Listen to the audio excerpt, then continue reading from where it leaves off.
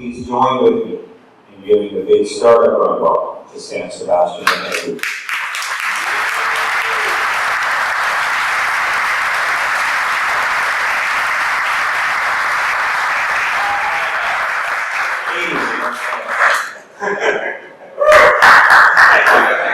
The themes are to inspire, to educate, and connect.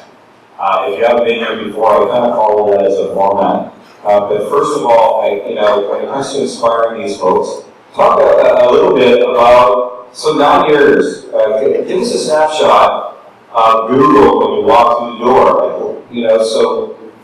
Really, it was still a startup in some ways. Maybe it still is a startup in some ways. So give us a snapshot of what Google was like 9 years ago, and what brought you into the organization, and what were the things that you thought were critical in your moves up to that point that ended up landing you in a position of Google?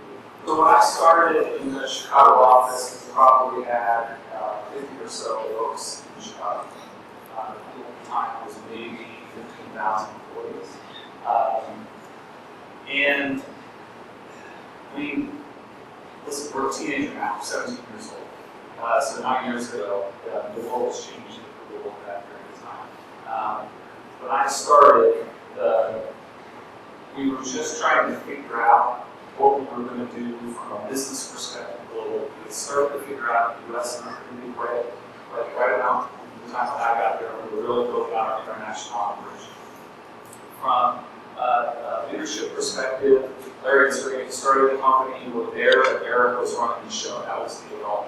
And Eric brought an amazing amount of structure, professionalism, experience to Google. But in the time that has changed over the last 9 years, when Larry took over about 4 years ago, it's been a massive change in the pace of the organization that I've experienced. So Google already moved pretty quickly. And Eric, I think, was perfect to shepherd us into the grown-up stage, or at least adolescence. But what I love about the company, and I still stick to work every day, is because of the two founders, Larry and Sergey. Larry is the CEO now, Sergey is still very, very involved. But the day that Larry took over as the CEO, he sent out a long email that said, "We're moving too slow. We're thinking too small. We're thinking too incremental as a school shift. We were growing. We were massive. We were very successful." Because what I absolutely love about the place is Larry and Sergey, I think everyone there knows we're in the first inning of a very long, probably two baseball terms. And that's the change that I've noticed over the last 4 years, 4.5 years that Larry was in charge. Is the pace, the speed, the focus on moonshot thinking, not incremental thinking, big innovation. And I'm on the business side, which is at Google, you have engineers who run the asylum, and you have the business folks who try to make a business out of the amazing innovation and technology that the engineers build. And it's a great honor for us on the business side to figure out how to continue to fund innovation. I went to Google. I started out in accounting and consulting. I got very bored and probably over 6 years. So when I was going back to school, everyone was feeding to the internet. There's tons of startups. I felt way behind there. Our parents were left this very safe job at our parents and went to the web. 2 years later, our parents were shut down. The accounting scandal and led to a problem. So I got lucky. And I went to start at ours.com, actually Outside Ventures, which was funded by the big digital media companies in the U.S. They've all been at it over time. So they put in a bunch of money, started up this internet firm in order to have an instant play, classified advertising to probably go away on the print side because everything's going to go digital. So we wrote ours.com, firm.com. When I got there, we were about 800 people. The bubble burst about a year later, we went down to 1,200, and there was a little bit of something back up. So I was there 7 years. But our ownership structure was one in which the board was comprised of the publishers and CEOs of the media companies, which was a very interesting structure. strategically it made a lot of sense, but when you get a joint venture, it just felt like it wasn't moving nearly as fast as someone who was a pure play and was totally in it to win it. There was no politics, there was no you get training, you train sales force how to sell digital, because the incentives were so focused on print, it was very difficult. So it didn't feel like we were moving fast. And I really wanted to go to a firm where I felt like I was moving much from Google. It was a great opportunity for me to another interview there after 2 weeks of interviews and about 6 months. I got a job. And I lived in Chicago with running very business for 8 years. And I always wanted to run a country. There aren't many general management jobs at Google, and the country directors are one of them. And I had to move with my predecessor, and the timing worked out. And we went here about a year ago, and it worked out. So, when you look at the opportunity and you look at Canada in that context, we talked a little bit about this on the call. So, we're, we like to think about Canada as sort of, 10% of the United States. And so, we go to the United States or wherever the case may be. So, maybe provide some perspective on, okay, like we've got the head of Google Canada versus the head of Google UK in terms of voice of the company. Or how do you connect, through the organization? Does our proximity to the United States make a difference? Does it make it a testing ground in someone? Maybe you can just provide some perspective of Canada in the Google context, and then we'll go to sort of your perspective of Canada. So Canada is top 10 countries for Google, one fastest growing. So from an opportunity perspective, it's too good to not try my first year of dollar and letting go on how to build friendships and my wife will be like here. It's two great opportunities. A year later, they're super happy and so I'm American. I grew up in the U.S. Been to Canada once, Niagara Falls, like every year. And so I had no real true perspective because I'm American with anything else going on in the world. That's the way the U.S. is. We're so U.S.-centric. It's all about us. Yes, we're big. But in the year that I've been up here, I'm still eye-opening to recognize that the world doesn't revolve around the U.S.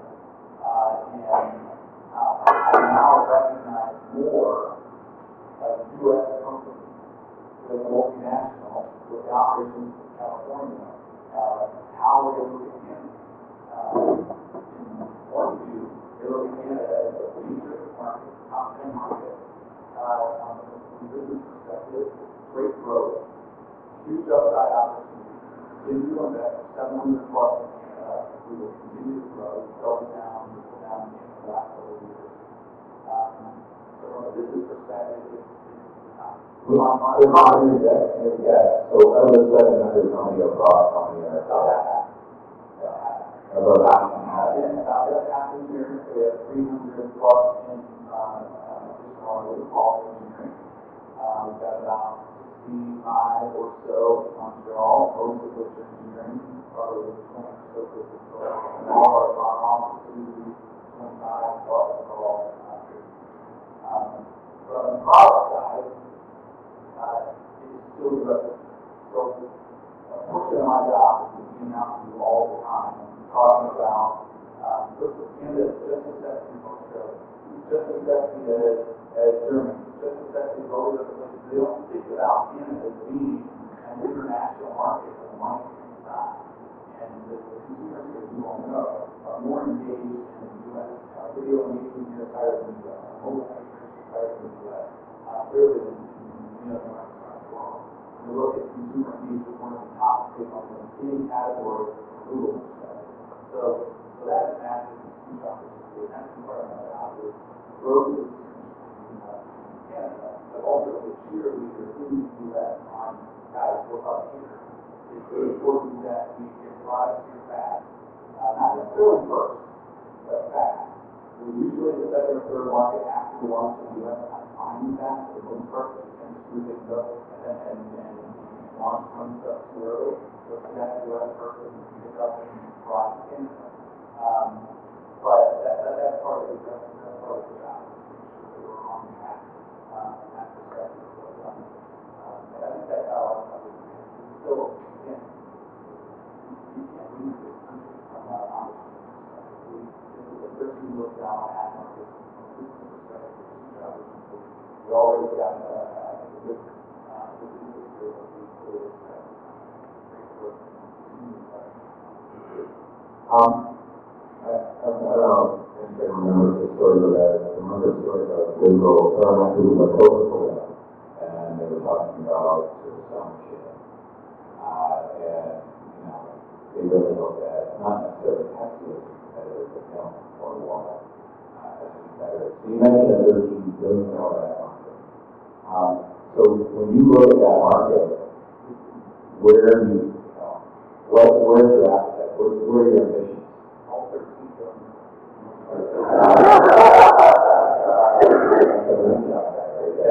So one of the things you have to define here is About a third of the market ballpark. The digital, about 4 million digital, 3 to 4 million digital, 3 to 4 million, the rest is traditional, and then 3 to 4 million commercial. Ballpark. And so, I think our digital product and our digital ad offering is pretty strong. And I think that, so our last 5-6 years here, I think we've done a really good job of businesses in Canada on the direct response search side. It's a great product, and I know we've got a lot of small businesses and large businesses use Google search for. I think a bigger opportunity is on the video and YouTube side. I think it's going to be massive. It already is. I think revolutionary, but we need to continue to get businesses on board as well. So television clearly is a complementary to video, and what I'm trying to do, have done over the last year, and over the next couple of years, develop our second app, which would be video, YouTube, bringing that plus with new platforms like mobile and programmatic to a lot of our customers. Started with Google on search, not to mention a lot of the B2B business and cloud computing products as well. It sounds like you just said you want to be television. No, not at all. I think we're an incredible company. Television will not work.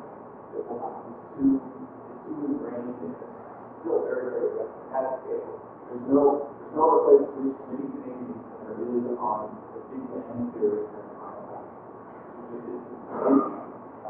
The folks watch the show, right? They do. There's still not a bigger way to reach big swath of people. So there's going to be a place for television, especially live television, right? Like, you want to watch the cast, you want to watch the live box, but I do think there is an opportunity for video, YouTube, and other places to deliver a more engaged and influential audience to the folks that are starting to tune out of television. And that's always happening in print. Print didn't go away in the US, but it's not nearly, it's all over the consumer. So the consumers spend more time in all these other different places, video, mobile, eventually advertising and television. Google Ventures making a direct investment in Canada. Do you see that on the horizon? Do you see that, like, if we announce an objective, direct investment from Google Ventures within the next 12 months, do you think that would be something that would happen? We should always be ambitious. Okay. I don't know. Does that mean I'm not here to announce anything. No, I I'm know. not announce anything tomorrow. But again, we don't look at. We look at the world based on opportunities, not on whether it's in Canada or whether it's anything else. So that's how we're always going to look at it. If there's great new opportunities here and they fit the profile that we're looking at, our guys will be all over. So there's another program within Google Campus, right? Which is, the community tech is officially Google Campus, and then Google itself has space in Israel that they just opened another. I think they're doing this in about 5 or 6 different cities in the world. Are you familiar with the program? I just see the They announced it at some time. They announced it at third round, so I was just wondering, well, we should then try to initiate a conversation about potentially getting one each lot. I would love to do that. That's a great way We've for got a it. lot of space up at Richmond, New York, and to grow what we're doing. And, one of us in our office, we'll sort of block.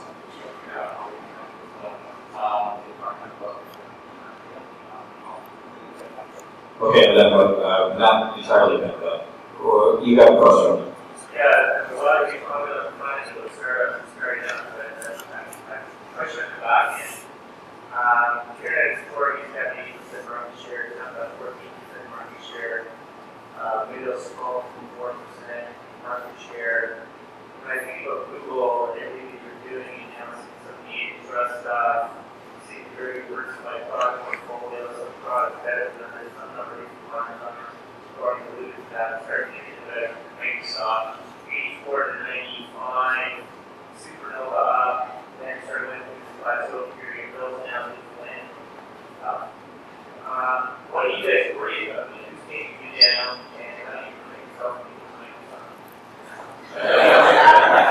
It's a great question. I wouldn't say it's, I think we're pretty convinced that the next great innovation will come from a small team trying to rewrite the rules. I think what we're trying to do is ensure that a small team is within the and so this is what's behind Google X, and we launched it this week, Sidewalk, something like that, and Cowbell on the health side. I think our ambitions are big, like I mentioned, but the goal of launching a lot of these things with small teams is to ensure exactly that we don't fall into the trap of the big company, the big bureaucracy, but we want to be spawning off lots of individual teams who are thinking extremely big about the next new thing, so that we don't fall into the innovators dilemma where we're just trying to protect our franchise on the search. A couple years ago, we built our entire ad system. We built our entire company around mobile. Larry was nuts. Why are we doing this? Like, the thing was so good.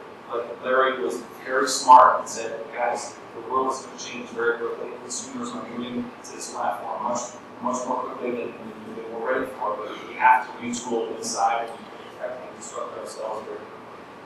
So it's exactly one of the big issues for our company. But I think we try to set ourselves up to ensure that we're always willing to disrupt ourselves, move fast, and ensure we don't fall into the trap of a lot of companies. That said, all that's wrong. Things change so fast.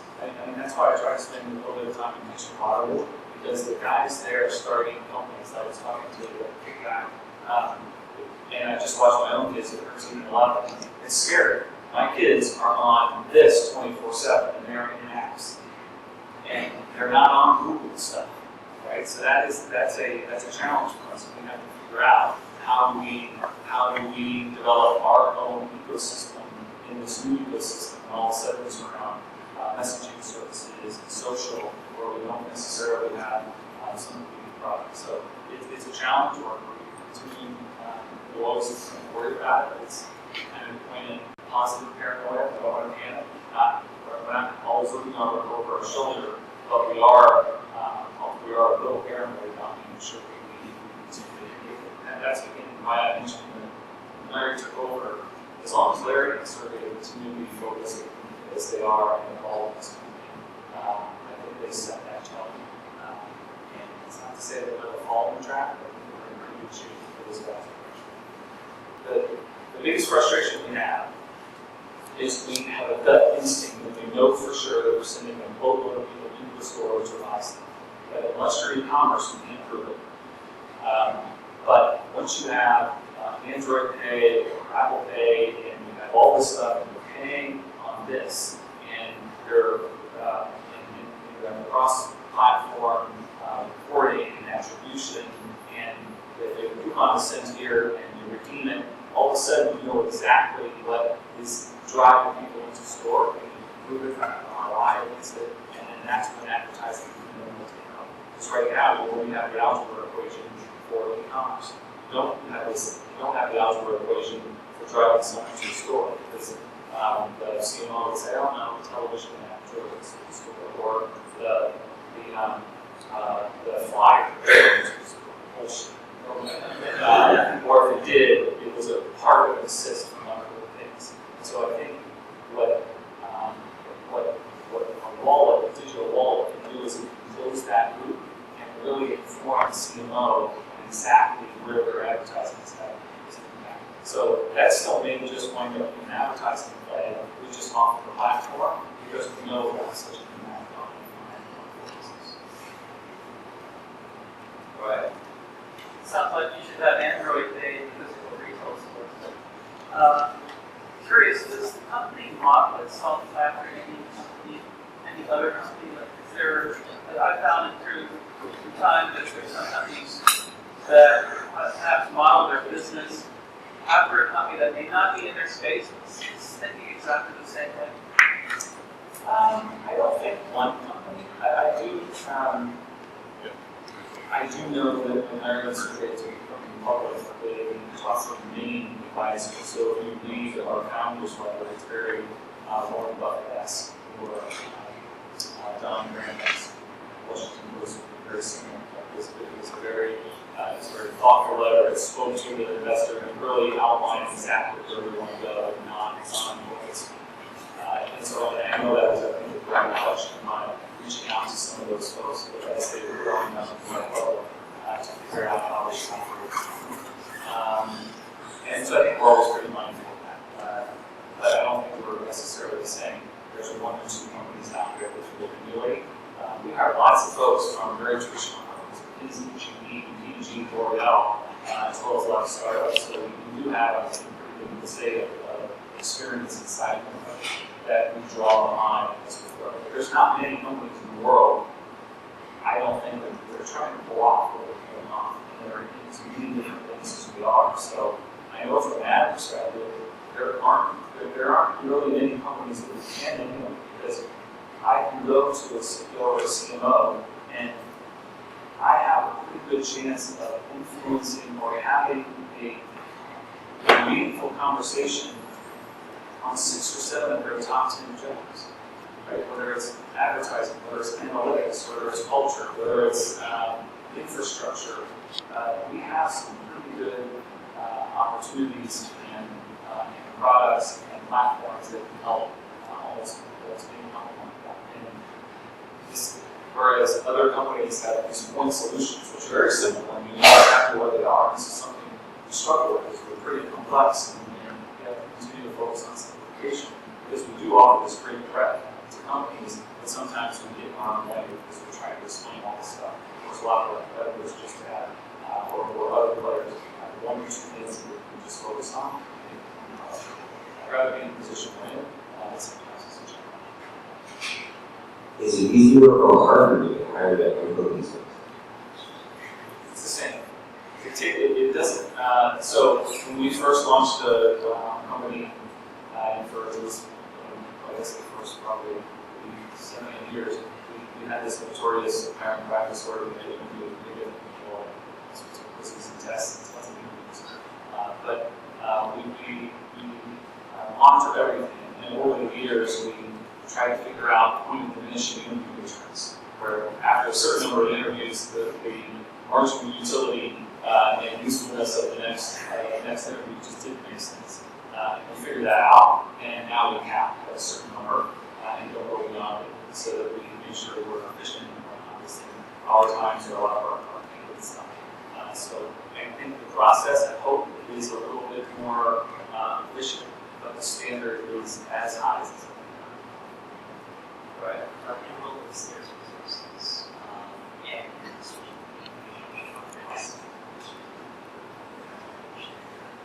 I guess it's not very waiting for the market, how much too many is communication. So in a world of scarce resources, how do we make sure we don't try to disrupt everything and get all sorts of businesses?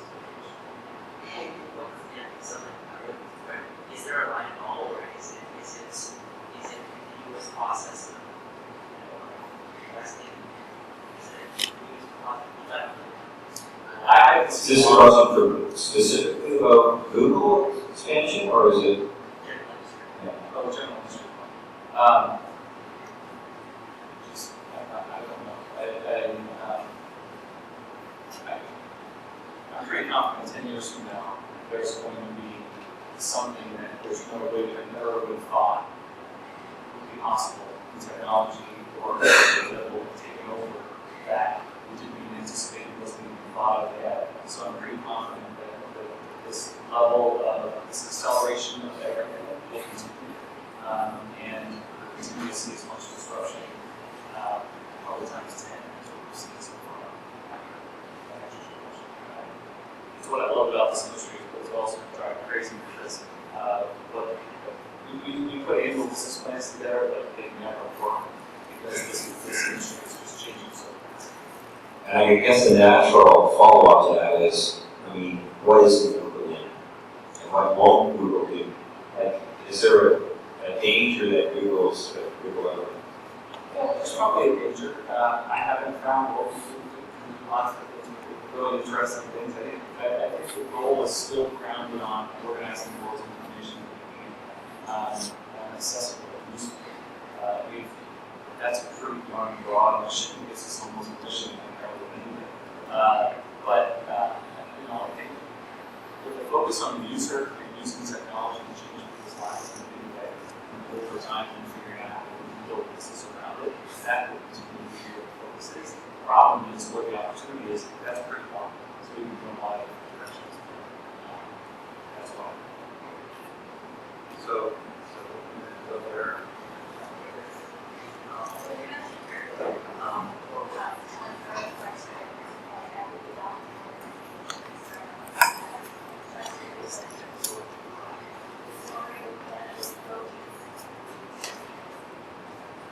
What type of approaches would I take if I wanted to Market talent as go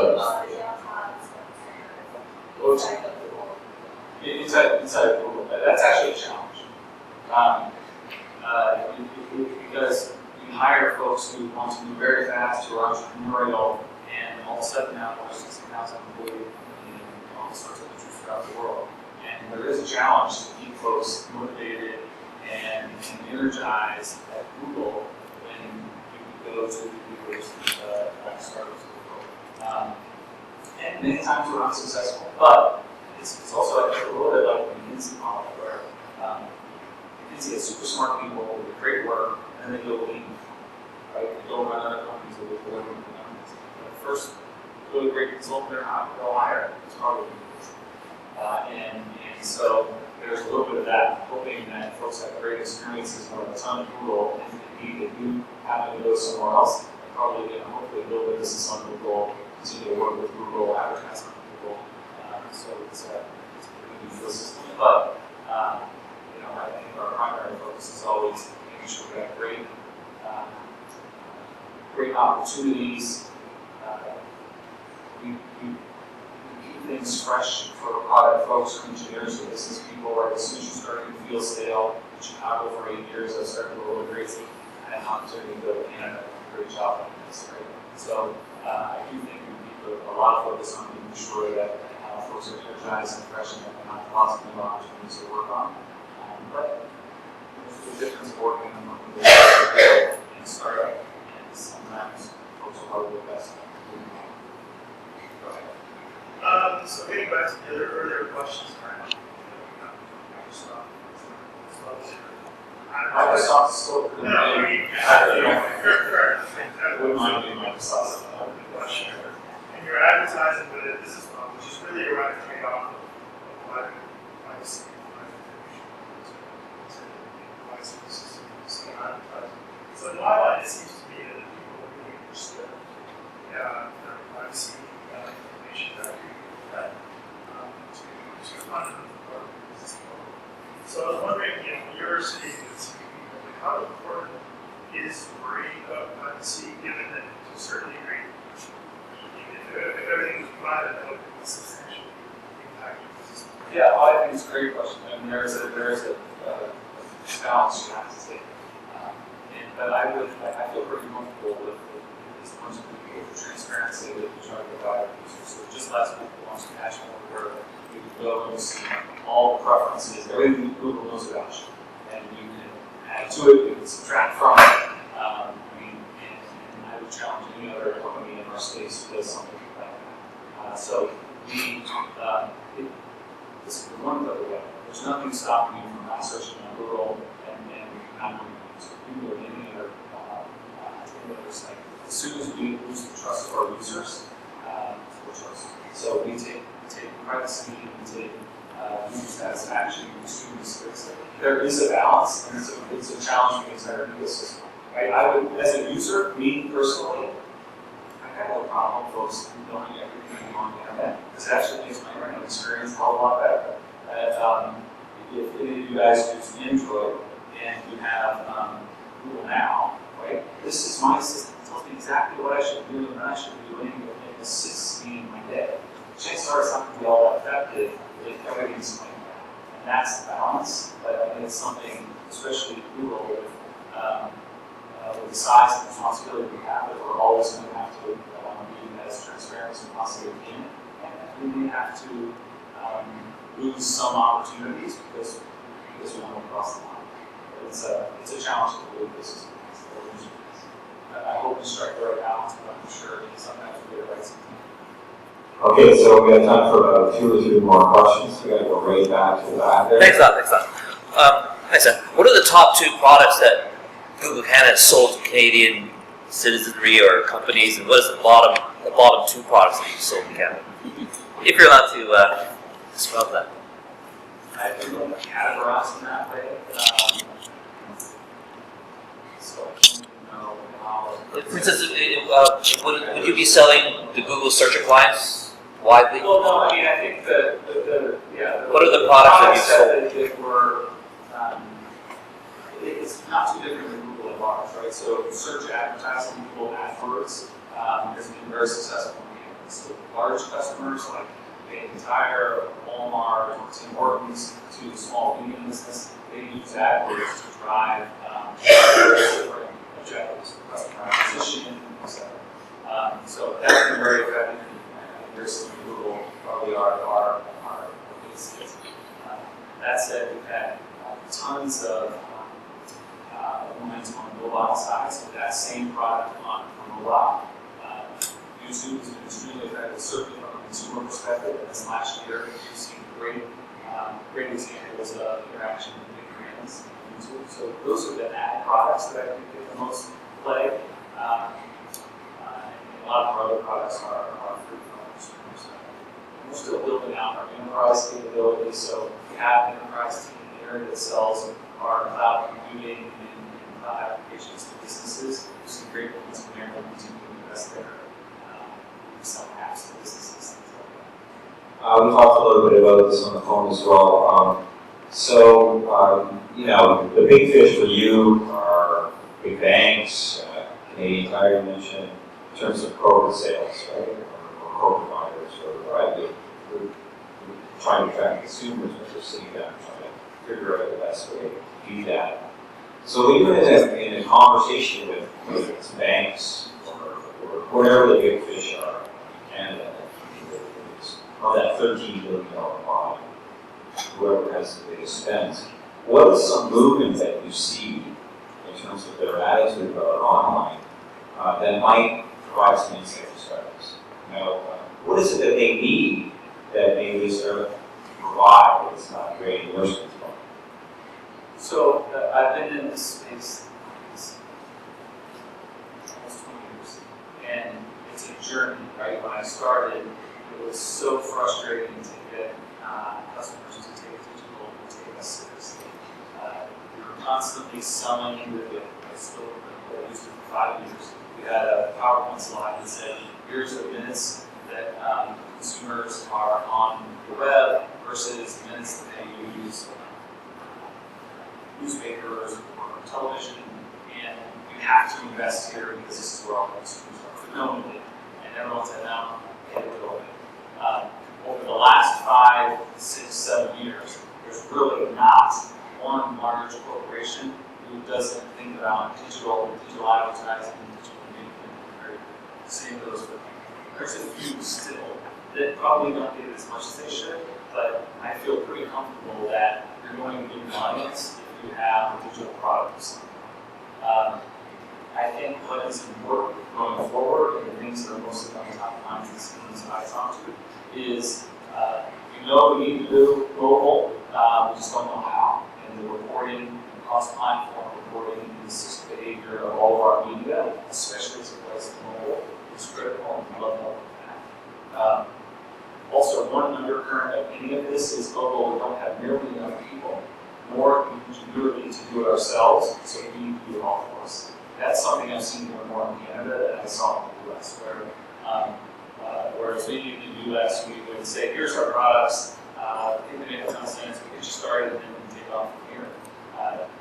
A lot of companies don't have the skills or the resources to take it the next mile, so they rely a lot on agencies or vendors or technology partners. So there is a niche there.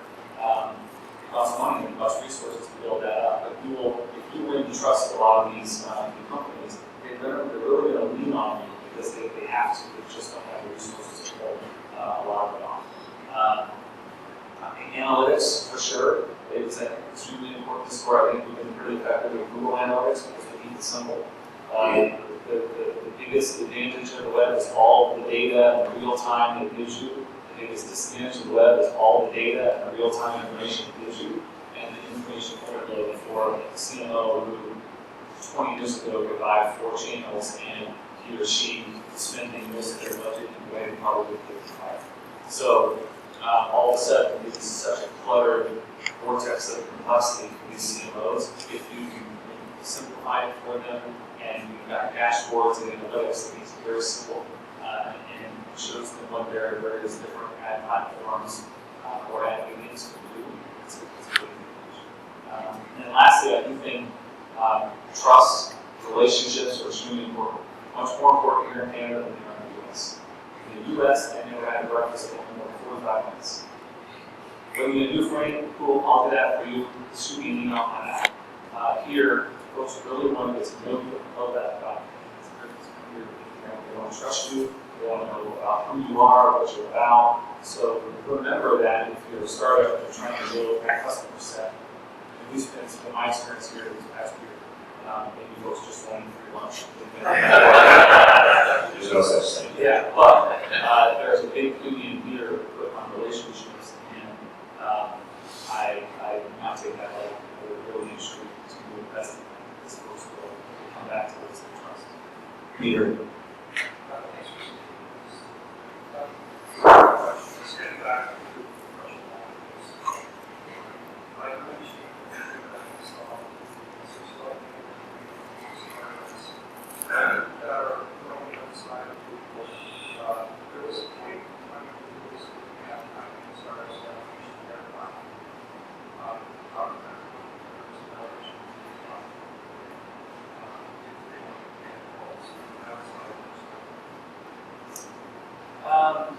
So who was the person that said they were on the started company they was on some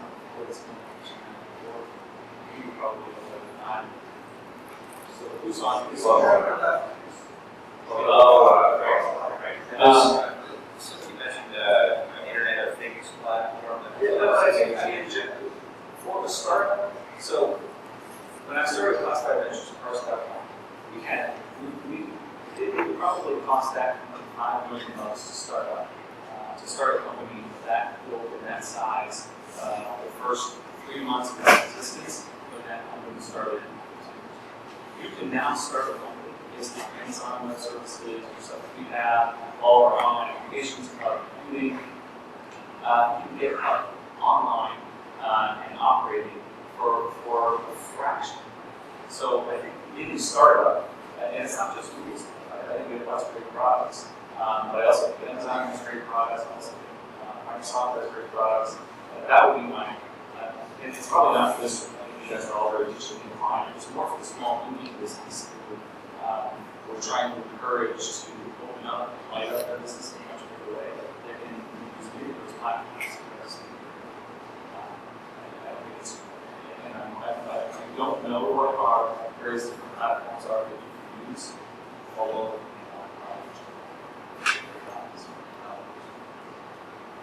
what is the trend in privacy for global users? So, what, in terms of individual users, what are tolerance levels? Are they relating to this use or so-called abuse? Or are they engaging in terms of saying, hey, this is us?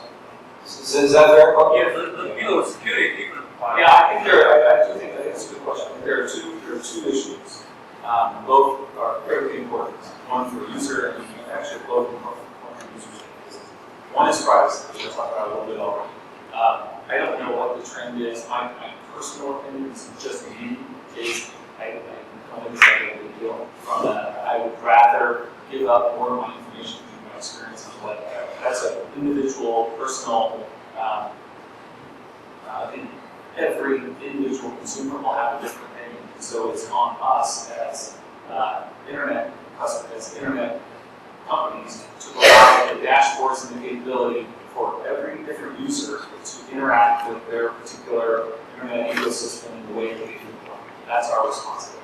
But I don't know if the trend is more people are willing to give up more information, or everyone's getting freaked out, and they don't want to have anyone involved.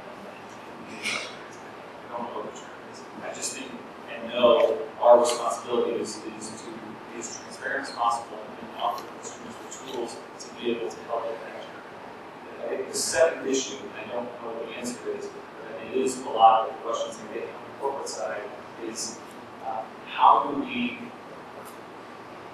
want to engage with Google, we want to digitize our business, we want to put everything in the cloud, but we're scared as hell because we will bring our business down if all of a sudden all these credit card information is leaked to the world or someone is breaching our systems. And I don't have an answer other than I know on the enterprise side for us personally, that is probably the most important thing that we do as Microsoft or any other company that works in enterprise and B2B is ensuring the systems are secure. And we are probably the biggest, more folks are probably trying to reach our security with Google than anyone else or Amazon or others. And so we try to keep our own dog food and build that into our systems. All the security systems we have at Google, we're also trying to scale for our enterprise customers. But it is a massive issue, and it is the big objection and one concern I could see when banks are saying, I want to be regulated, I want to be more digital, but I can't go too far because I start putting all this critical information in something I don't feel comfortable with. It's just not. I would put a lot of education as well as development to ensure that the data is safe. So I think Google, I know Google's doing, I think, a pretty good job on what's the top priority. It's going to be a challenge for the next 10 years as we go on the cloud. Okay, so there'll be some time to ask some questions. Afterwards, you're going to stick around for a little bit? Okay, listen, thank you so much for doing this. I hope that we get a chance to perhaps work on a couple of things together in the future. I hope you've got in mind our next Google guest sometime down the line. But for more than anything, thank you for being here. Of course, thanks, I appreciate it.